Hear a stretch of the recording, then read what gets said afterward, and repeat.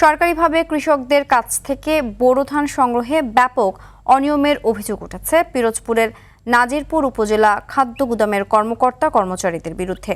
চাষিদের অভিযোগ, প্রকৃত কৃষকদের বাদ দিয়ে স্থানীয় ব্যবসায়ী ও প্রভাবশালীদের কাছ থেকে ধান সংগ্রহ করা হচ্ছে। এতে সরকারি মূল্যে ধান বিক্রির সুযোগ থেকে বঞ্চিত হচ্ছেন তারা। পিরোজপুর থেকে শেখ রিয়াজ আহমেদ নাহিদের পাঠানো তথ্যচিত্রে আরও জানাচ্ছেন আব্দুল হামিদ। ধানের ন্যায্য দাম নিশ্চিতে কৃষকদের কাছ থেকে সরকারি দামে ধান সংগ্রহ চলছে বিভিন্ন জেলা উপজেলার খাদ্য গুদামগুলোতে। তবে পিরোজপুর উপজেলার নাজিরপুরের শ্রীরামকাঠি খাদ্য গুদামের কর্মকর্তাদের বিরুদ্ধে অভিযোগ উঠেছে, প্রকৃত কৃষকদের পরিবর্তে স্থানীয় ব্যবসায়ী ও রাজনৈতিকভাবে প্রভাবশালীদের কাছ থেকে ধান সংগ্রহ করার। এতে বাধ্য হয়ে কম দামে পাইকারদের কাছে ধান বিক্রি করছেন চাষিরা।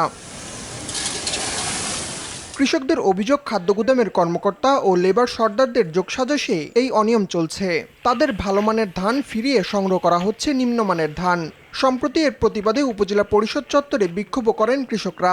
আমরা গোডাউনে ধান দিতে পারতেছি না, আমরাই 900 টাকায় ধান বিক্রি করতেছি। ধান তারা নিতেছে, কিন্তু আমাকে কৃষকের তা নিতে আসে না। আমাদের প্রত্যেকের কৃষিকার্ড আছে, কিন্তু কৃষিকার্ড থাকা সত্ত্বেও আমরা গোডাউনে ধান নিয়ে গেলে বিভিন্ন হয়রানির শিকার হই। আমরা নিয়ে গেলে সেটা শুকনো হয় না, এবার আমরা 50,000 1 লাখ টাকার মতো ঘুষ দিতে পারি না। গ্রামের প্রভাবশালী যারা আছে, অর্থ ব্যবস্থা ভালো আছে, তারা ওই সময় 720 টাকা কিনে নিয়ে তাদের একটা গোডাউন করিয়া তারা নিজেরা ওইটারে সংরক্ষণ করিয়া তাদের ওই সরকারি অফিসের যে নিয়ম রুল আছে ওই নিয়ম অনুসারে তারা ওই সময় দেওয়া শুরু করে। ফিল্ড অফিসার দ্বারা প্রতিটা কৃষকের কাছে ধানটি যদি সংগ্রহ করতে ধানগুলো, তাহলেই মনে হয় কৃষক স্বাবলম্বী হতো।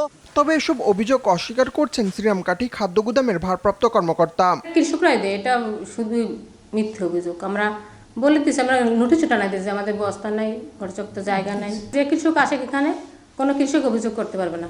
চলতি মৌসুমে উপজেলায় প্রতিমন ধান 1440 টাকা মূল্যে ক্রয় করা হচ্ছে।